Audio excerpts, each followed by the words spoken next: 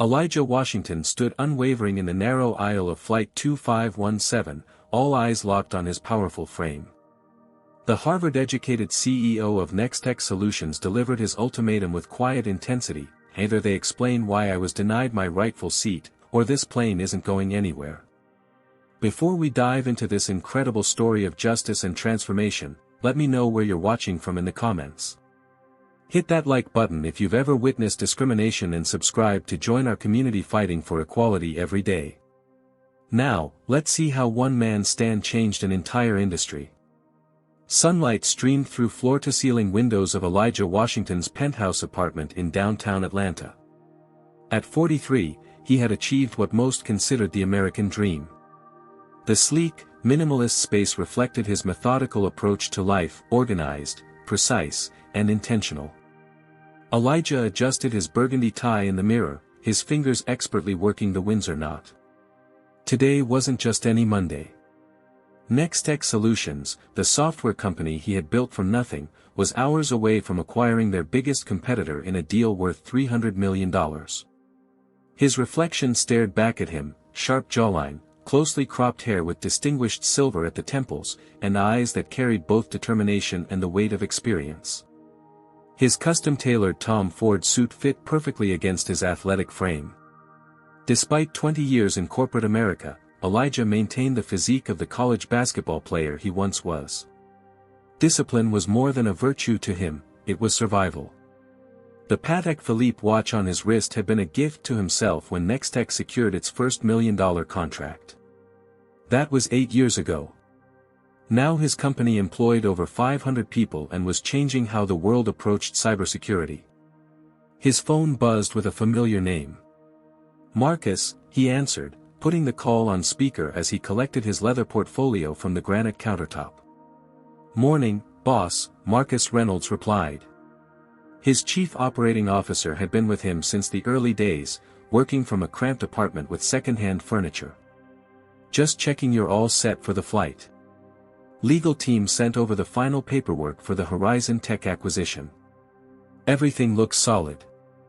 Any last-minute surprises I should know about?" Elijah asked, sliding the portfolio into his briefcase. "Nothing we can't handle. Their CTO is making noise about staying independent, but the board's already signed off. This deal is happening, with or without his blessing. Let's aim for with. I'll speak with him directly today." Elijah had learned that personal connection often dissolved resistance that no amount of paperwork could overcome. "That's why you're the boss," Marcus chuckled. "Your hotel's confirmed, car service arranged. The board meeting is scheduled for 3. Just land that plane and seal this deal." "Always do," Elijah replied before ending the call. As he poured himself a final cup of coffee, Elijah's mind drifted to his childhood on Chicago's South Side. His father worked double shifts at the steel plant while his mother taught elementary school. Every night, no matter how tired, they checked his homework and reminded him that education was the one thing nobody could take away. The journey from there to here hadn't been smooth. For every door his brilliance opened, another seemed firmly shut because of his skin color. Even with degrees from Northwestern and Harvard Business School, he'd watched less qualified white peers advance while he remained promising, or not quite ready. The memory of being mistaken for the janitor during his first executive meeting at a previous company still stung. Elijah had built Nextech precisely because traditional paths seemed determined to block him. His company's success wasn't just personal vindication, it was his statement to the world. His smartphone buzzed with a reminder: time to leave. He took one final look around his apartment, centering himself for the important day ahead. Excellence leaves no room for excuses, this mantra had guided him through the hardest times. Today would be no different. The elevator whisked him down 60 floors to the private lobby where Harold, his regular driver, waited with the Tesla Model S.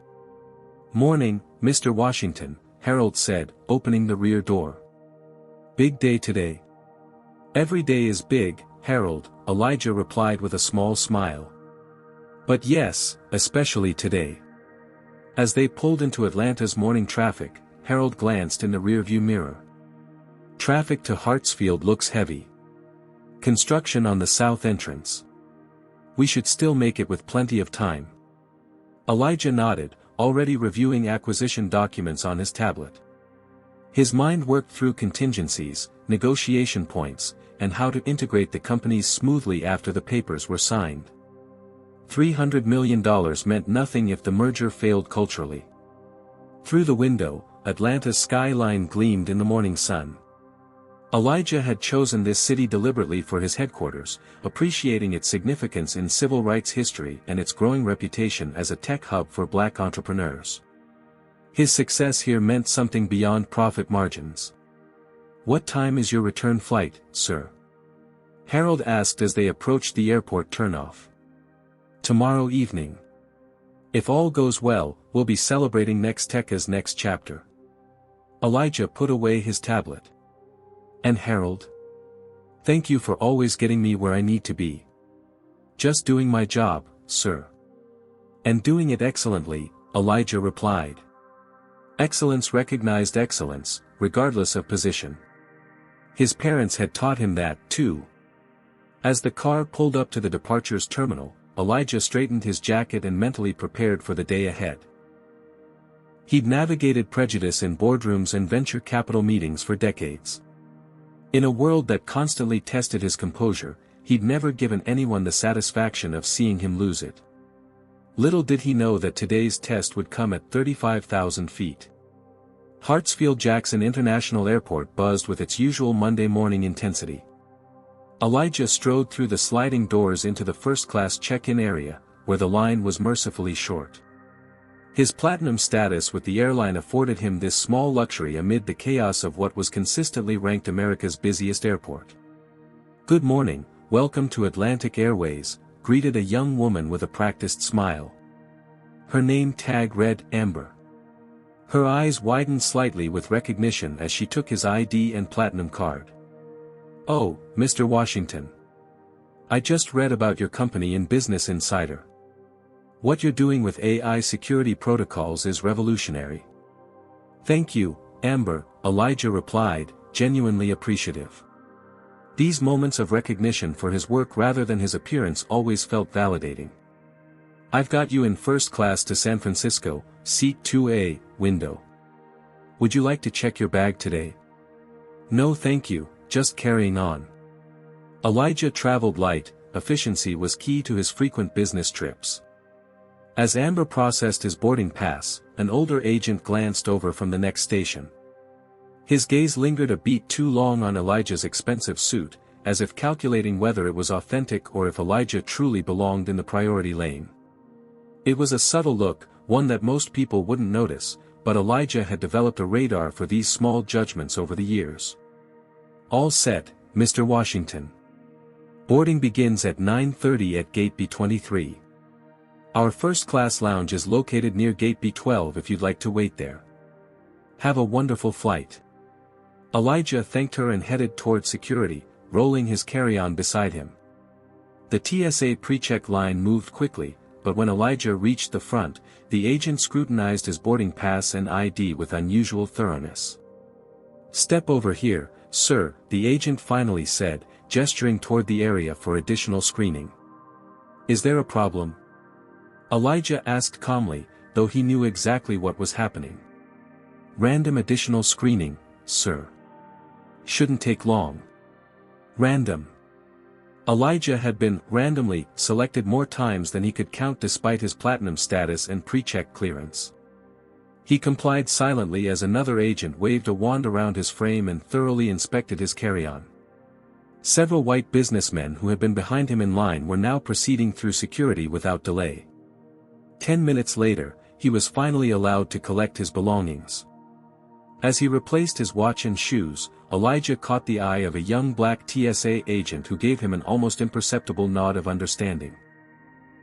This silent communication between black professionals navigating predominantly white spaces spoke volumes without a single word. Walking toward his gate, Elijah passed an elderly white couple looking confused at a departure board. The husband noticed Elijah and immediately waved him over. "Excuse me, young man," he called out. Could you tell us where gate C-42 is located? We're trying to catch our flight to Orlando. Elijah was dressed in a $3,000 suit with a leather briefcase and clearly not in any airport uniform, yet the assumption that he worked there was immediate. I don't work at the airport, sir, Elijah replied evenly. But you'll need to take the train to Concourse C, follow the signs down that corridor. He pointed toward the appropriate direction. The man looked momentarily embarrassed, while his wife whispered something in his ear. Oh, I'm sorry, the man said. We just thought. No problem, Elijah cut him off with practiced grace. Have a good flight. He continued walking, not waiting to hear whatever justification might follow. Near gate B-15, a young black man in an airport services uniform did a double-take as Elijah passed. Mr. Washington. Elijah Washington from Nextech. Elijah paused, turning to the employee whose badge identified him as Jamal. Yes, that's me, he confirmed with a genuine smile. Sir, I'm sorry to bother you, but I'm studying computer science at Georgia State, and your journey is such an inspiration. The scholarship program your foundation started last year. My cousin is one of the recipients. The tension from the earlier interactions melted away. That's wonderful to hear, Jamal. How's your cousin doing with the program? Thriving, sir. First in our family to go to college. Jamal's pride was evident. If you have a minute, could I ask what advice you'd give someone like me trying to break into the tech industry? Elijah checked his watch. He had time before boarding. Walk with me toward B-23. As they walked, Jamal shared his challenges balancing full-time work with night classes. Sometimes it feels like I'm running uphill both ways, you know. Last week, my team lead assumed I couldn't handle a technical issue without even letting me try, gave it straight to my white coworker. Elijah nodded. The industry will test you twice as hard. Remember that excellence is your armor. Document everything, build a portfolio that can't be questioned, and find mentors who see your potential. He pulled out a business card. Email my office. We have internship opportunities that work with student schedules. Jamal's eyes widened. For real. Thank you, sir. We rise by lifting others, Jamal. With a firm handshake, they parted ways. Passing an airport bookstore, Elijah decided to grab something to read on the flight. Inside, he selected the latest Harvard Business Review and a historical biography. At the register, he noticed the clerk's eyes tracking his movements around the store, a common experience when shopping while black. The clerk seemed surprised when Elijah presented his platinum credit card. After purchasing his reading materials, Elijah checked his phone to find a text from his wife, Amara, "Knock, I'm dead today. Remember what matters." Amara, a pediatric surgeon, had been his rock for 15 years. She understood the battles he fought daily and reminded him to choose them wisely. He texted back a heart emoji, their shorthand for everything they didn't need to say aloud. Approaching gate B-23, Elijah observed the gate area filling with passengers. He noticed a flight attendant, her name tag read Beverly Mason, glancing in his direction, then whispering something to her colleague. Her expression shifted from neutral to slightly disapproving as she assessed him from afar. Finding a seat near the boarding area, Elijah overheard fragments of Beverly's conversation with another crew member. Standards in first class have really declined lately, she was saying. Remember when people used to dress properly for air travel? Her companion murmured something in response. Exactly, Beverly continued. Not everyone belongs up front, regardless of what ticket they've purchased. Though she wasn't explicitly looking his way, the timing of her comment, just as he settled into a seat clearly marked as the first-class waiting area, felt pointed.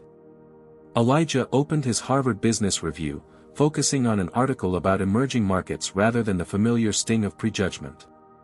The gate area continued to fill as departure time approached. Elijah observed the mix of passengers, predominantly white business travelers, a few Asian tourists, and only 2 other black passengers that he could see. He recognized the calculated awareness, the automatic counting of people who looked like him, as another survival mechanism developed over decades. As the gate agent approached the desk, Elijah closed his magazine and prepared his boarding pass. Another normal flight day in America was about to become anything but.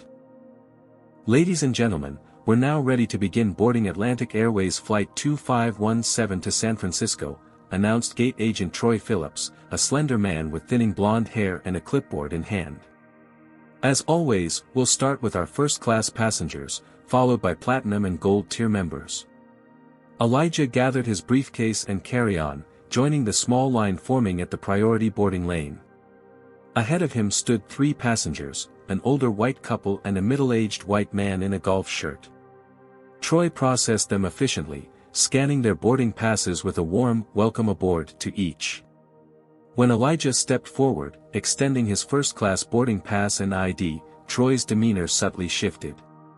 His smile remained, but it no longer reached his eyes.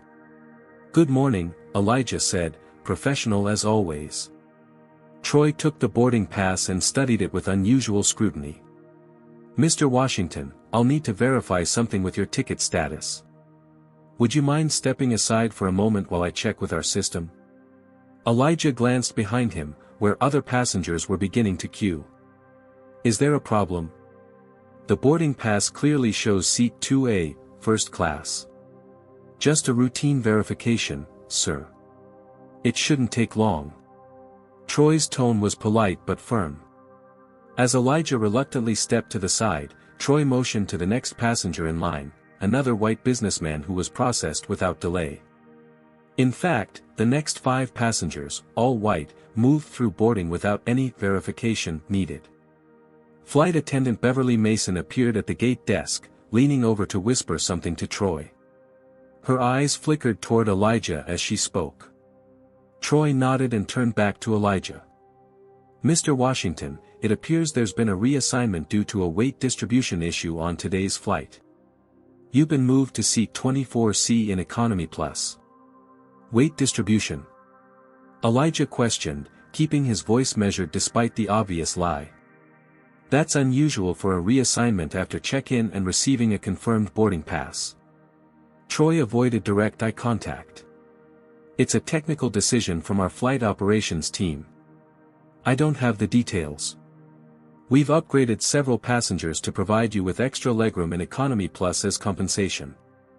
I specifically booked and paid for first class for this business trip," Elijah stated firmly. "I'd like to speak with a supervisor before boarding." "The flight is preparing for departure, sir. If you'd like to file a complaint, you're welcome to do so through customer service after you reach San Francisco. For now, I need to ask you to board with your assigned seat to avoid delaying the flight." Behind him, other passengers were watching the exchange with varied expressions, some impatient, others curious, a few uncomfortable. Elijah was acutely aware of being the visible obstruction to an otherwise smooth process. It was a familiar trap. Stand your ground and become the angry black man causing problems, or swallow the injustice and proceed quietly. "May I see documentation of this weight distribution issue?" Elijah asked calmly. Troy's expression tightened. "Sir, I'm going to need you to board with your assigned seat or step aside for other passengers." With the line growing behind him and no immediate recourse, Elijah reluctantly took the new boarding pass. As he walked down the jet bridge, he noted that first class was indeed not full, he could see empty seats through the windows. Boarding the aircraft, he nodded politely to Beverly, who was greeting passengers at the door. Her smile seemed particularly satisfied as she glanced at his economy boarding pass. Elijah proceeded through the first-class cabin, counting the seats. In row 2, seat 2A, his originally assigned seat, sat conspicuously empty. A different flight attendant, a black woman whose name tag read Diane Walker, caught his eye as he passed through. Something in her expression suggested she understood exactly what was happening. Elijah made his way to seat 24C, stowing his carry-on and settling into the significantly less comfortable seat. The middle seat next to him was soon occupied by a man in his 30s with thick-rimmed glasses and a laptop bag. "Excuse me," the man said as he settled in. "Aren't you Elijah Washington? From Next Tech Solutions?" Elijah nodded, somewhat surprised. "Michael Reed, tech correspondent for Digital Frontier," the man said, offering his hand. "I interviewed your chief innovation officer last month about your security protocols. What are you doing back here? I would have thought the CEO flies first class." "Apparently there was a weight distribution issue," Elijah replied, his tone making clear what he thought of that explanation. Michael's eyebrows shot up. "Seriously? That's unusual. Especially since I walked through first class and saw at least 2 empty seats, including 2A. Is that right?" Elijah asked, though he'd already seen it himself. "Yeah. Actually, hold on." Michael discreetly positioned his phone to snap a photo of the first-class cabin ahead. He showed Elijah the screen, which clearly displayed the empty seat 2A. "Interesting," Elijah said quietly. Michael typed something into his phone. "Just texting my editor. This kind of thing shouldn't happen to anyone, let alone someone of your stature in the tech community." As the remaining passengers boarded, Elijah contemplated his options. The acquisition meeting in San Francisco was too important to miss. Making a scene could result in being removed from the flight entirely. Yet something deeper than professional inconvenience burned within him, the principle of the matter, the familiar pattern of being deemed somehow unworthy despite all his achievements. The flight attendants were preparing for departure. Through the narrow aisle, Elijah could see Beverly chatting amiably with passengers in first class. The seat that should have been his remained unoccupied. It was decision time. Accept what had happened and file a complaint later, or take a stand now, with all the unpredictable consequences that might follow. The plane doors were about to close. The seatbelt sign illuminated with a soft chime as flight attendants moved through final preparations for takeoff. Elijah sat perfectly still, his mind racing through calculations and consequences while maintaining an outwardly calm demeanor. Beside him, Michael Reed continued typing discreetly on his phone. "Look at this," Michael whispered, angling his screen toward Elijah. He had posted the photo of the empty first-class seat to his professional Twitter account with the caption, "Curious why a Nextech CEO is sitting in economy when his assigned first-class seat remains empty? At Atlantic Airways, care to explain the weight distribution issue?" The post was already gathering attention. Notifications pinged as industry insiders recognized Elijah's name and began commenting and sharing. The digital ripples were forming, but Elijah remained focused on the immediate situation. "Did you know that in 2024, African Americans still make up less than 2% of Fortune 500 CEOs?" Michael asked quietly. Even with clear qualifications and achievements, the barriers remain nearly impenetrable. Would you take a stand if you were in Elijah's position right now? Comment number 1 if you think he should confront the airline staff immediately, or number 2 if you believe he should handle it quietly after landing. This moment represents a crucial decision point that many professionals of color face daily, when to speak up and when to strategically stay silent. Like this video if you've ever witnessed or experienced discrimination in supposedly professional settings, and subscribe to join our community fighting for equality in all spaces. But what would you do in Elijah's shoes? The meeting in San Francisco could change his company's future. Is principal worth potentially missing that opportunity? Let's see what choice Elijah makes as the story continues. From the corner of his eye, Elijah caught Beverly telling another passenger that the first-class section was completely full today, a blatant lie contradicted by the empty seat clearly visible from his position. The words of his father echoed in his mind from decades ago, "Choose your battles, son. Not because some aren't worth fighting, but because you can't fight them all and expect to survive." James Washington had worked 30 years at the steel plant, swallowing daily indignities to keep food on the table. He'd taught Elijah that sometimes strategic patience outweighed immediate satisfaction. "There's a difference between backing down and biding your time," he'd say. But there was another lesson his father had taught him: the day 16-year-old Elijah came home defeated after being passed over for basketball team captain despite being the best player, there comes a point where silence becomes permission. Know that line, and never let anyone push you past it. As if sensing his internal conflict, Diane Walker passed by his seat and paused momentarily. Her eyes met his with unmistakable meaning as she, accidentally, dropped a folded paper napkin onto his tray table before continuing down the aisle. Elijah unfolded it discreetly. Inside was a printout of the passenger manifest showing his original seat assignment of 2A, with no notation of any reassignment or weight distribution issue. In the corner, Diane had written, "This isn't right." His phone vibrated with an incoming text from Marcus, rumors of global SEC entering bidding war for Horizon Tech. Their CEO arrived in SF this morning. "We need you at that meeting, boss." The stakes crystallized in that moment. If he missed this flight, Nextech could lose the acquisition they'd spent months orchestrating. $300 million and the company's strategic direction hung in the balance. Elijah looked around the cabin at his fellow passengers settling in, most oblivious to the injustice unfolding. How many times had he swallowed similar treatment for the sake of not making waves? How many times had he smiled through gritted teeth while being denied what was rightfully his? As the safety demonstration began, a clarity washed over him. This wasn't just about a seat. It wasn't even about him personally. It was about a pattern that would continue unbroken unless someone with the power and position to challenge it chose to do so. With deliberate calm, Elijah unfastened his seatbelt and stood up. "Sir, I need you to remain seated with your seatbelt fastened," called a flight attendant from the front of the economy section. "I understand," Elijah replied, his voice carrying clearly through the cabin. "But there's an issue I need to address with the captain before we depart." Heads turned throughout the cabin. Michael Reed's phone was now recording discreetly from his lap. As Elijah stepped into the aisle, he felt the weight of the moment.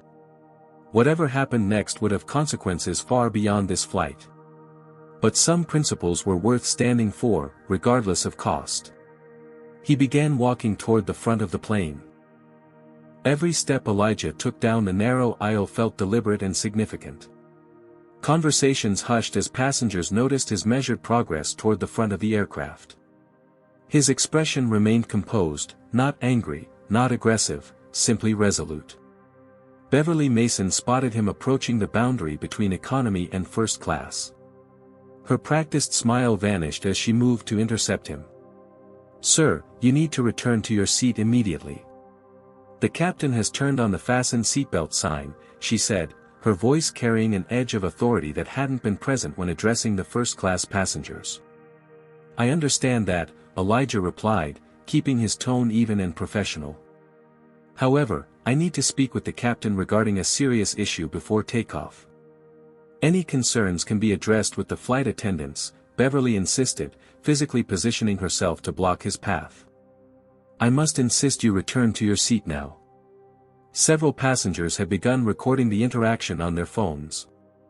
The soft murmur of whispers spread through the cabin. "The issue concerns discriminatory treatment by the cabin crew," Elijah stated clearly, conscious of his volume, loud enough to be heard but not shouting. "I was reassigned from my purchased first-class seat for allegedly technical reasons that appear to be fabricated, as my original seat remains empty." Beverly's face flushed.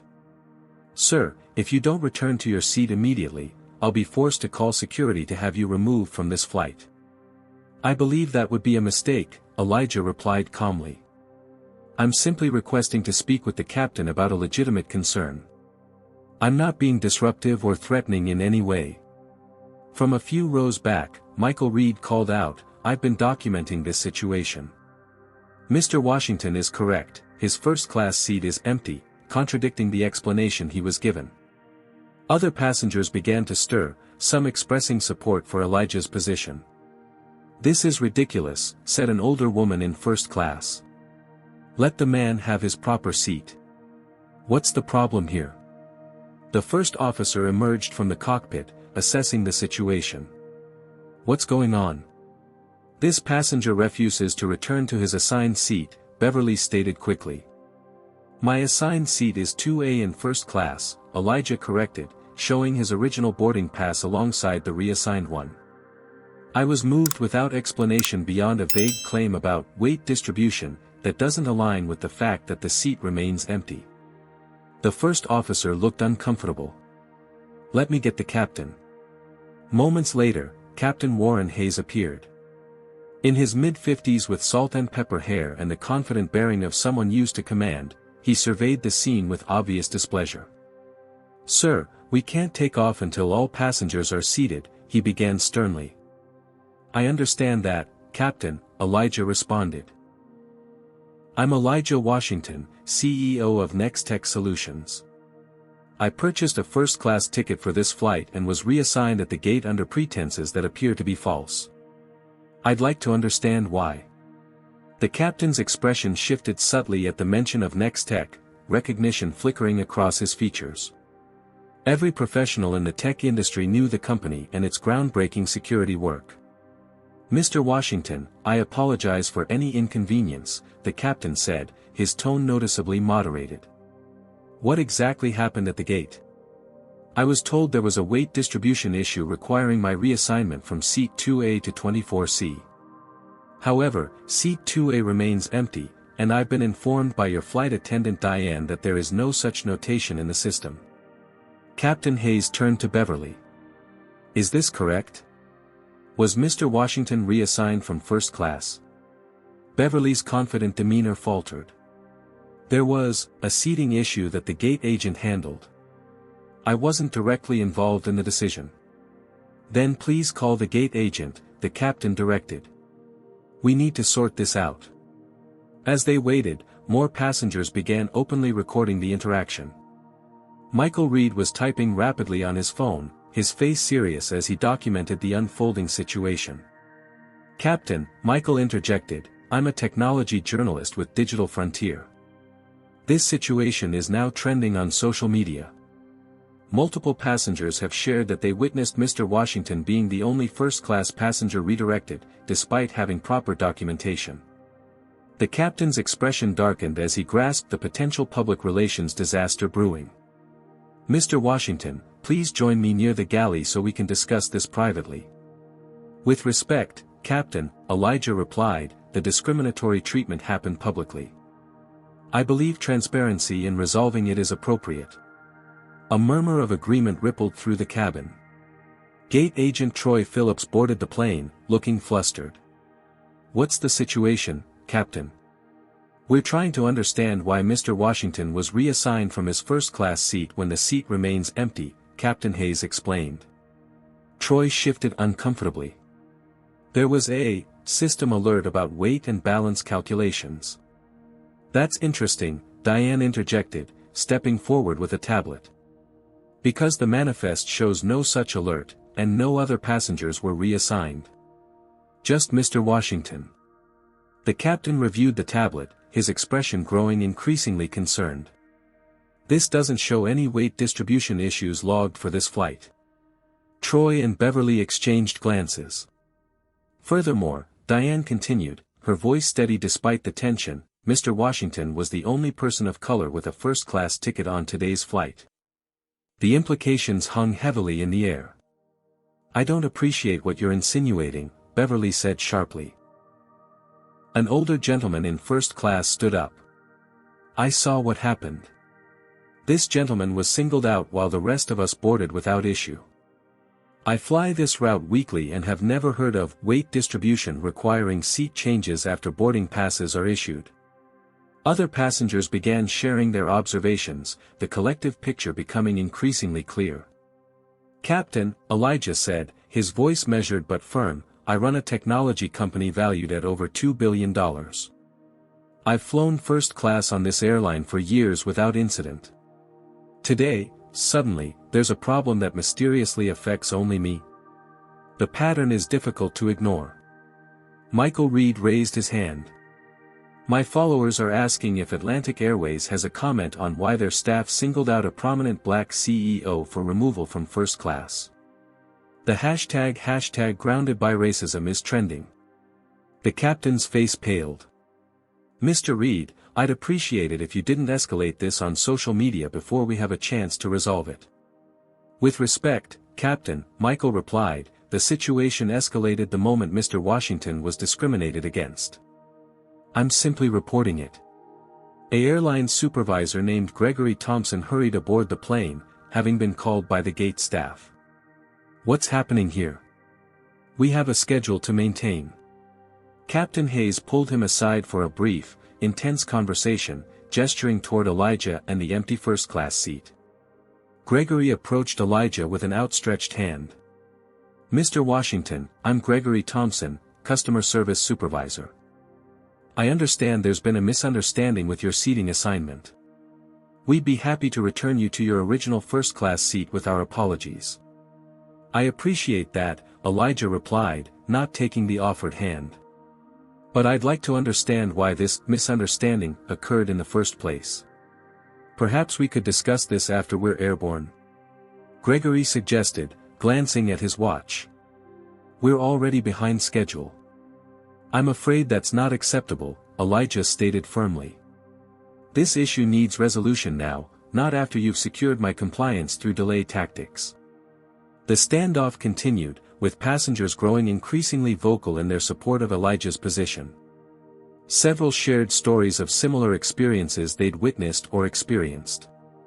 You know, said a middle-aged black woman from economy, I watched that gate agent process 7 white passengers in first class without question. Mr. Washington was the only one asked to verify his ticket. Troy's face reddened. That's not what happened. I have it on video, another passenger called out, holding up their phone. I was recording my daughter's first flight experience and caught the whole interaction. Beverly pulled Gregory and the captain aside, speaking urgently in hushed tones. After a moment, Gregory turned back to Elijah. Mr.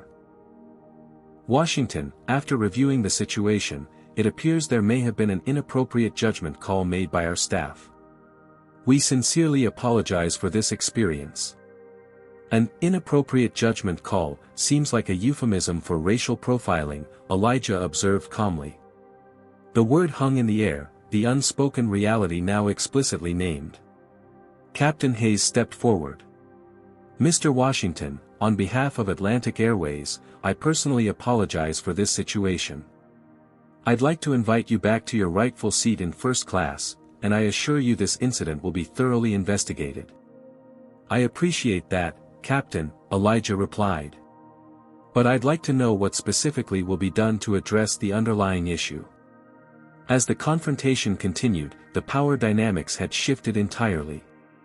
What began as one man questioning authority had transformed into a moment of collective accountability, with an audience of witnesses both present and, through social media, worldwide. The flight was now significantly delayed, but something more important than schedules was at stake. A system that had operated unchallenged for too long was being called to account, and Elijah Washington stood firmly at the center of that reckoning. The standoff had reached a critical point. 45 minutes past scheduled departure, Flight 2517 remained at the gate, its passengers captive witnesses to a situation that had transcended a simple seating dispute. Gregory Thompson's phone buzzed insistently. After checking the screen, his expression shifted to one of barely concealed alarm. Captain Hayes, a word, he requested, motioning toward the galley. Their hushed conversation was brief but intense, with Gregory showing the captain something on his phone that caused the older man's shoulders to visibly tense. Meanwhile, Beverly had been temporarily relieved of duty by another flight attendant. She sat in the jump seat, arms crossed defensively as Diane methodically went through the passenger manifest with Elijah. There is absolutely no record of any weight distribution issue, Diane confirmed, her voice steady despite the tension. And this isn't the first time similar complaints have been lodged about certain crew members. A passenger in business class leaned forward. 2 months ago, I witnessed a similar situation on a flight to Chicago. A black doctor was questioned repeatedly about her first-class ticket while white passengers boarded without scrutiny. Beverly's head snapped up. That's completely unrelated and inappropriate to bring up now. Actually, said another passenger, I'm an employment attorney, and establishing a pattern of behavior is extremely relevant in discrimination cases. The atmosphere in the cabin had transformed. What began as annoyed passengers delayed by one man's stand had evolved into a community bearing witness to a larger injustice. Strangers shared experiences across aisles, comparing notes on similar situations they'd observed or experienced. Gregory and Captain Hayes returned from their discussion, both wearing grave expressions. "Mr. Washington," Gregory began, his customer service smile replaced by genuine concern, "I've just spoken with our regional director, Rebecca Sanderson. She would like to join this conversation via phone conference in the captain's cockpit, if you're amenable." Elijah checked his watch. The acquisition meeting was hours away still, but the delay was growing significant. "I'm willing to speak with her if it leads to concrete resolution." As they prepared to move toward the cockpit, Michael Reed approached. "Mr. Washington, I thought you should know, this story has gone viral. Your company's stock is up 3% in pre-market trading as people support your stand. #grounded by racism and #Elijah Washington are trending nationally." Gregory winced at the hashtag. "We're trying to resolve this situation amicably, Mr. Reed. That kind of inflammatory language doesn't help." "Documenting reality isn't inflammatory," Michael replied calmly. "It's journalism." A flight attendant appeared with a phone. "Ms. Sanderson is on the line, sir." In the cockpit, Captain Hayes put the call on speaker. "Rebecca, I have Mr. Washington here with me, along with Gregory Thompson and First Officer Chen." "Mr. Washington," came a crisp, professional female voice. "I'm Rebecca Sanderson, Regional Director for Atlantic Airways. First, let me offer my sincere apologies for your experience today. We're gathering all the facts to understand exactly what happened." "I appreciate that, Ms. Sanderson," Elijah replied. "But I think what happened is quite clear to everyone involved." "Yes, well." There was a pause. "I understand you're the CEO of Nextech Solutions." "That's correct. I've just been briefed that your company is currently finalizing the acquisition of Horizon Tech in San Francisco today." "Also correct," Elijah confirmed, curious about the relevance. "What you may not know," Rebecca continued, "is that Atlantic Airways is currently negotiating a major contract for cybersecurity services. Your company was among the shortlisted vendors." The implication was clear. The airline had inadvertently discriminated against the CEO of a company they hoped to do business with. Captain Hayes looked physically pained by this revelation. "Ms. Sanderson," Elijah said evenly, "I'm not interested in preferential treatment because of potential business relationships. I'm interested in addressing the systematic issue that allows your employees to discriminate against passengers based on race." "Absolutely," Rebecca responded quickly. "And we take these allegations extremely seriously." "They're not allegations," Captain Hayes interjected unexpectedly. "I've reviewed the evidence myself. This was a clear case of improper treatment, and I won't have it on my aircraft or under my command." A moment of surprised silence followed the captain's statement. "Thank you for your candor, Captain," Rebecca finally said. "Mr. Washington, what would you consider an appropriate resolution to this situation?" Before Elijah could answer, there was a commotion from the cabin. Gregory stepped out to investigate and returned looking grim. "Beverly has been removed from the flight at her own request," he reported. "And Troy has admitted that she suggested the reassignment because she didn't believe Mr. Washington belonged in first class and wanted to verify his ticket was legitimate." The admission hung in the air, the ugly truth finally spoken aloud. "That is completely unacceptable," Rebecca stated firmly.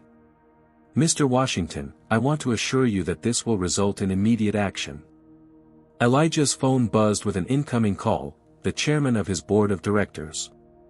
"Excuse me, I need to take this," he said, stepping out of the cockpit. "Elijah," his chairman began without preamble, "I'm seeing news reports about you standing up to discrimination on a flight. The video is everywhere. Are you all right?" "I'm handling it," Elijah replied simply. "The board is fully behind you. Take whatever stand you need to." This is bigger than one meeting. As Elijah returned to the cockpit, he realized something significant had shifted. His position was no longer that of a passenger fighting for fair treatment, but that of a powerful CEO whose stand against injustice was resonating far beyond this aircraft. Gregory was speaking animatedly into the phone. "Yes, Ms. Sanderson, we've confirmed that. And there's more. Our systems show that nearly 5,000 passengers have downloaded the Nextech travel management app just in the past hour as this story spreads." Elijah hadn't even considered that connection. Nextech's consumer division had launched a travel management application 6 months ago that was quickly becoming popular among business travelers. Rebecca's voice came through clearly. "Mr. Washington, Atlantic Airways would like to offer you a comprehensive resolution. We're prepared to issue a formal apology, provide compensation for your trouble, and upgrade you to our highest loyalty tier." "Ms. Sanderson," Elijah responded, "I'm not interested in personal benefits. I want systematic change that ensures this doesn't happen to anyone else." There was a brief pause before Rebecca replied, "What would you suggest?" Elijah Washington, who had built a technology empire by seeing solutions where others saw only problems, was ready with his answer. The atmosphere inside the cockpit had transformed. What began as a confrontation had evolved into something resembling a corporate boardroom negotiation, with Elijah Washington now firmly in control of the situation. "Ms. Sanderson," Elijah stated clearly into the speakerphone, "I propose the following. Atlantic Airways implements a comprehensive anti-bias training program for all customer-facing staff, creates a transparent system for reporting and tracking discrimination complaints, and establishes a diversity advisory council with actual authority to recommend policy changes." Captain Hayes and First Officer Chen exchanged impressed glances. These weren't the demands of a passenger seeking compensation or special treatment, this was a structural approach to addressing a systemic problem. "That's quite comprehensive," Rebecca replied, her tone suggesting she was taking notes. "Implementing such changes would require significant resources and time. Nextech Solutions would be willing to provide consulting services for the technical aspects of the tracking system," Elijah offered. "At no charge." Gregory Thompson's eyes widened at this unexpected turn. "That's extremely generous, Mr. Washington." "It's not generosity," Elijah clarified. "It's investment in a better future. My interest isn't in punishing Atlantic Airways but in ensuring this becomes a learning opportunity that creates lasting change." The cockpit door opened as a flight attendant appeared with an urgent message for Gregory. After a brief whispered exchange, Gregory's expression grew even more concerned. "Ms. Sanderson," he said into the phone, "I've just been informed that Atlantic Airways stock has dropped 3% in pre-market trading as this story spreads. #BoycottAtlantic is now trending alongside #GroundedByRacism. The financial implications are secondary to doing what's right," Rebecca responded, though her voice betrayed concern. "Mr. Washington, we would need some time to review your proposals with our executive team and legal department." "I understand," Elijah acknowledged. "However, there's the immediate matter of this flight. I propose that I return to my rightful seat. The airline issues an immediate statement acknowledging what happened and committing to the review process we've discussed, and we allow all these passengers to continue their journeys without further delay." Captain Hayes nodded approvingly. "That seems reasonable." "Agreed," came Rebecca's voice. "I'll draft a statement immediately. And Mr. Washington, I'd like to personally apologize again for your experience today." As they concluded the discussion, Elijah's phone buzzed with incoming notifications. The news of his stand had spread far beyond social media, mainstream news outlets were now picking up the story. When he exited the cockpit, he found the cabin atmosphere had completely transformed. Passengers who had initially been frustrated by the delay now applauded as he emerged. Several approached to express support or share their own experiences with discrimination. Michael Reed intercepted him in the aisle. "Mr. Washington, this is remarkable. Your stand is resonating with people across the country. Would you consider giving me an exclusive interview once we land in San Francisco?" "Let's discuss it on the ground," Elijah replied diplomatically. As he made his way back toward first class, his rightful seat now awaiting him, he passed rows of passengers offering encouraging words or respectful nods. What struck him most was the diversity of those expressing support, people of all backgrounds recognizing the fundamental injustice of what had occurred. Diane approached with a bottle of water. "Mr. Washington, thank you," she said quietly. "Flight attendants like me see these situations frequently, but without someone of your stature taking a stand, our reports often go nowhere." "That's exactly why I couldn't let it pass," Elijah replied. "Not everyone has the platform or protection that I do."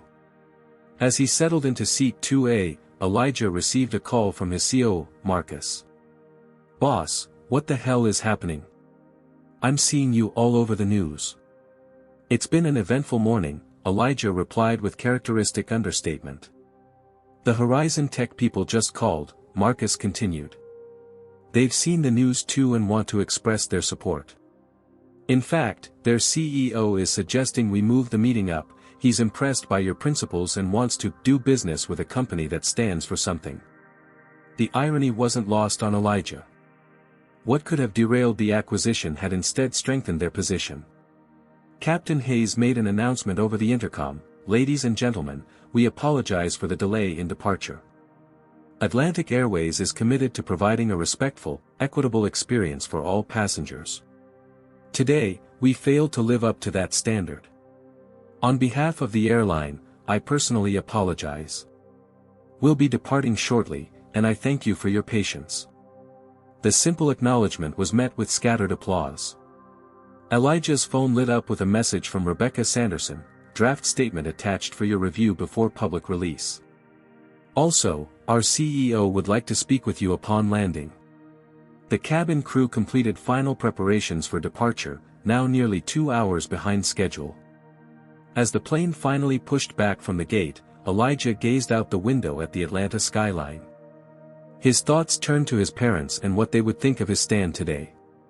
His father had worked decades in that steel plant, suffering indignities in silence to provide for his family. His mother had taught elementary school children to believe in equality while navigating a system that rarely demonstrated it. Both had instilled in him the conviction that dignity was not negotiable, even when asserting it carried risk. The aircraft accelerated down the runway and lifted into the clear blue sky. As Atlanta grew smaller below them, Elijah felt the weight of the morning's events. What had begun as a routine business trip had transformed into something far more significant, a moment where personal courage connected to a larger movement for change. His phone buzzed with a text from Amara: "Just saw the news. This is exactly why I married you. Proud doesn't begin to cover it." Elijah smiled, feeling the truth of something he often told young entrepreneurs: sometimes the most important business decisions have nothing to do with business at all. The captain's voice came over the intercom as Flight 2517 reached cruising altitude. "Ladies and gentlemen, we've reached 35,000 feet. The weather in San Francisco looks clear, and despite our delayed departure, we should make up some time en route. Flight attendants will begin service shortly." Elijah settled into his rightful first-class seat, opening his laptop to review acquisition documents.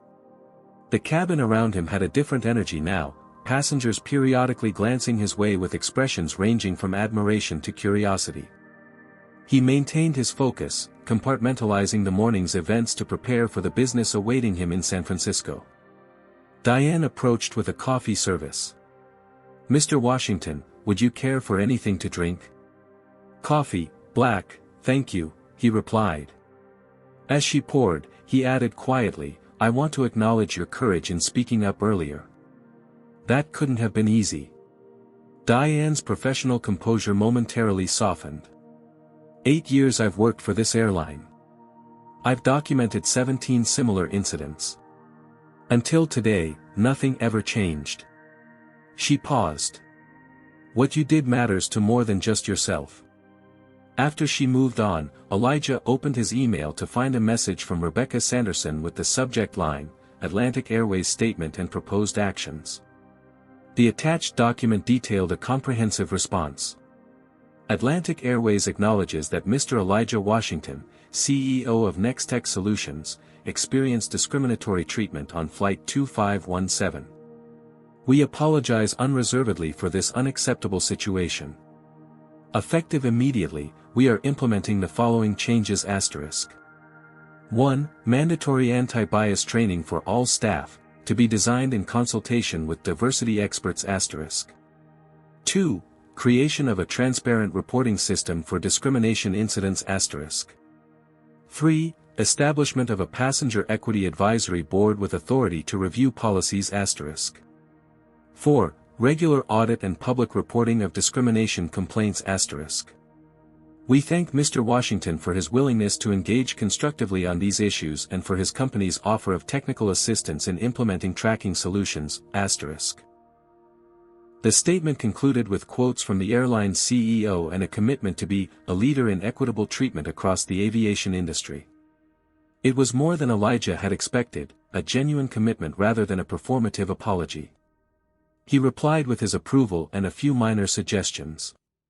His phone buzzed with calls from civil rights leaders who had caught wind of the incident. The president of the National Urban Business Alliance left a voicemail: "Elijah, what you did today gives us leverage in conversations happening across multiple industries. Call me when you land." Throughout the flight, passengers approached to offer support or share business cards. A black female executive from a venture capital firm stopped by his seat. "My 14-year-old daughter texted me the video. She said, 'Mom, this is how you always told me to stand up for myself. Thank you for showing her what that looks like.'" Michael Reed made his way forward during a quiet moment. "That statement from Atlantic Airways is remarkable. I've never seen a corporation respond so comprehensively without legal action forcing their hand." "Sometimes leadership responds to leadership," Elijah replied.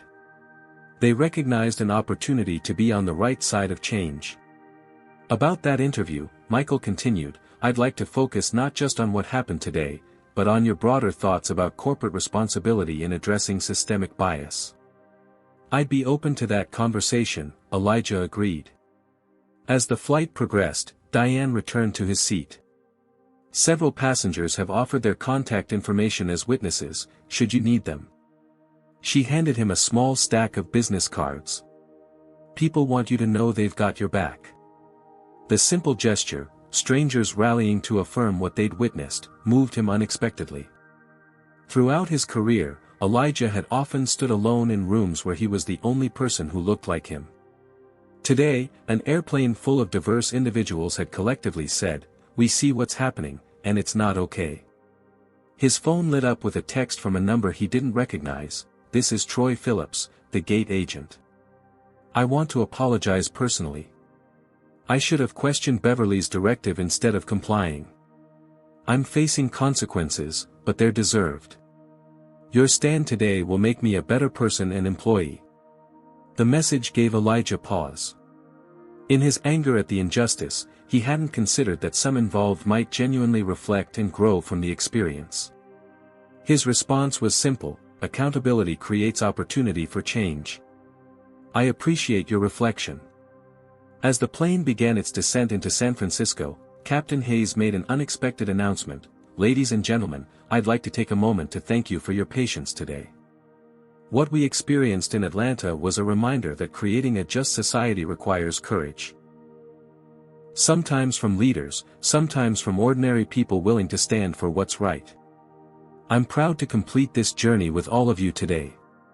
The statement from a white man in a position of authority, acknowledging the reality of what had occurred rather than minimizing it, drew appreciative murmurs throughout the cabin. Landing at San Francisco International Airport, Elijah was surprised to see several reporters waiting at the gate. The story had clearly gained significant traction during their 5-hour flight. As passengers deplaned, many nodded respectfully or offered quiet words of support.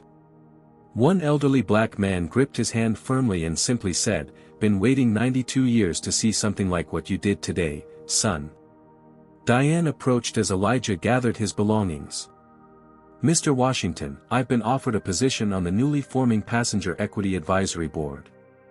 They want someone with frontline experience who's willing to speak truth to power. Will you take it?" he asked. "I'm considering it," she replied. Would you mind if I contacted you for advice as I make my decision? I'd be honored, Elijah said sincerely, handing her his business card.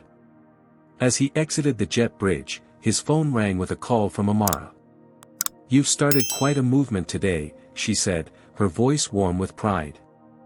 "I just stood my ground," he replied. "Sometimes that's all it takes," Amara said. "By the way, Nextech's stock is up 7%. The business world is watching too." Elijah spotted a company car waiting to take him to the acquisition meeting. "I've got to go. The Horizon Tech board is waiting." "Go change the world, one boardroom at a time," Amara said. "And Elijah? This is exactly why I married you." As he walked toward the waiting car, Elijah reflected on how a single moment of injustice had cascaded into what was becoming a catalyst for substantial change. The choice to stand firm rather than accept the unacceptable had rippled outward in ways he couldn't have anticipated. His father's voice echoed in his memory, "There comes a point where silence becomes permission." Today, he had refused to give that permission. And in that refusal, something important had shifted, not just for himself, but for the countless others who would board planes tomorrow, next week, and in years to come. The acquisition meeting awaited, but Elijah Washington had already closed the most important deal of the day. 6 months after Flight 2517, Elijah Washington stood at the podium of the National Technology Leadership Conference in Chicago. The audience of 3,000 industry professionals fell silent as he began his keynote address. "Innovation isn't just about creating new technology," he stated, his voice resonating through the hall. "It's about creating new realities. Sometimes that happens through code and algorithms. Sometimes it happens through courage and conviction." The screen behind him displayed a simple phrase: "Integrity is non-negotiable." In the half-year since that fateful Atlanta morning, much had changed. The acquisition of Horizon Tech had been completed successfully, expanding Nextech's capabilities and market reach. The company's stock had risen 32%, outperforming the tech sector by a significant margin. But the ripples from Elijah's stand on that aircraft extended far beyond his company's balance sheet. Atlantic Airways had implemented all 4 commitments from their initial statement, with Diane Walker now serving as vice president of their newly formed passenger equity division, a role created specifically to address systemic issues within the airline's culture and practices.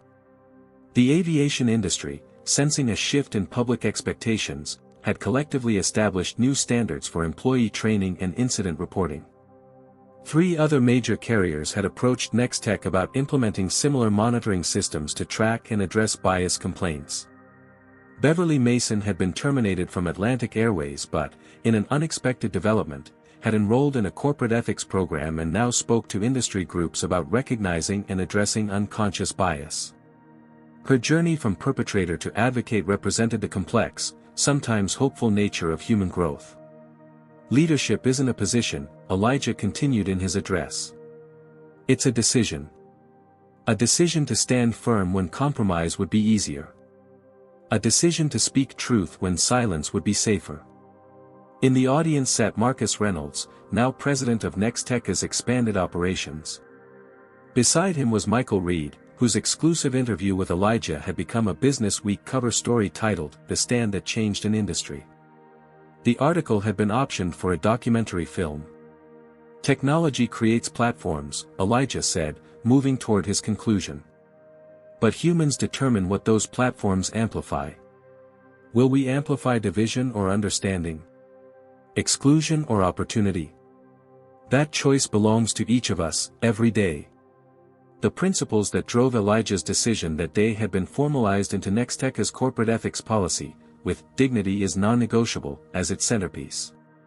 The company had launched a diversity initiative specifically targeting the airline industry, offering subsidized services to carriers willing to implement comprehensive anti-bias systems.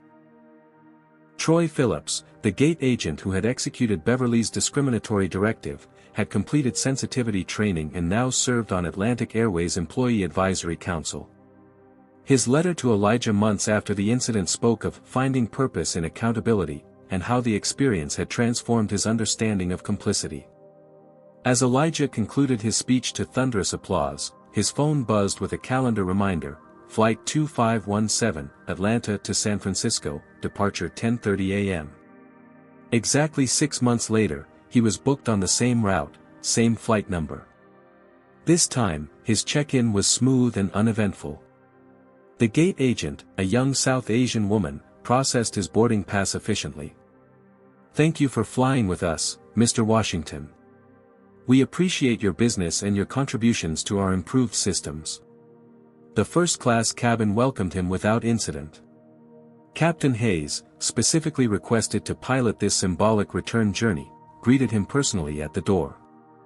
"Mr. Washington, welcome aboard. It's an honor to have you fly with us again."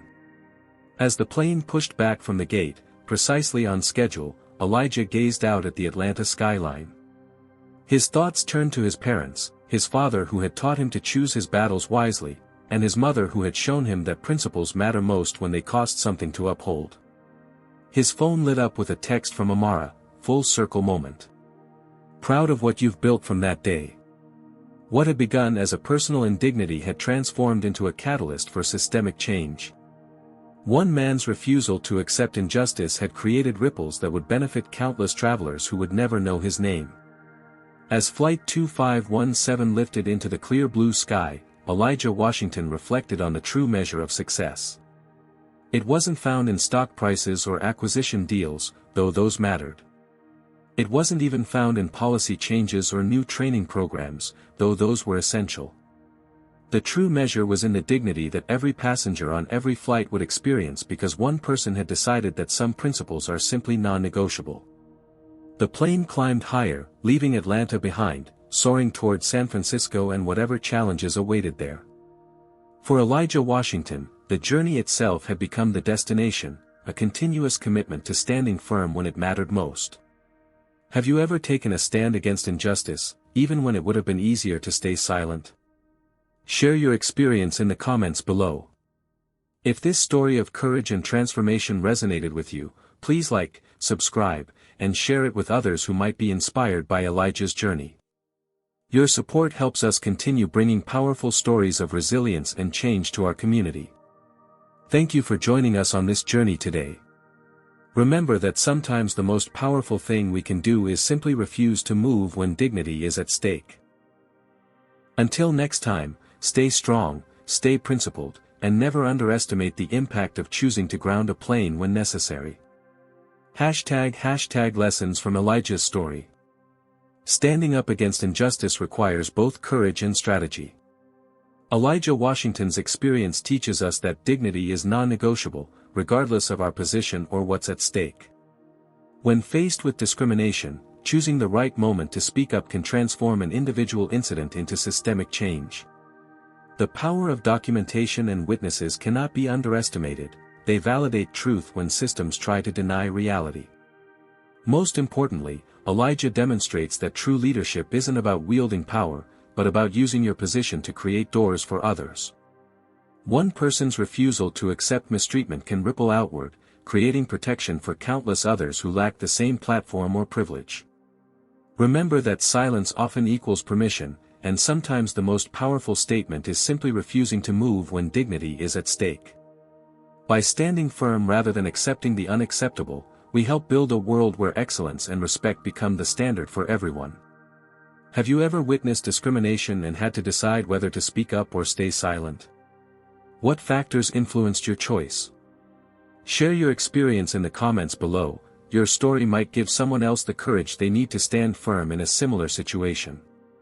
If Elijah's journey from discrimination to transformation inspired you, please hit that like button and subscribe to our channel for more powerful stories of resilience and justice. By sharing this video with others, you help spread awareness about the reality of ongoing discrimination and how we can collectively work toward change.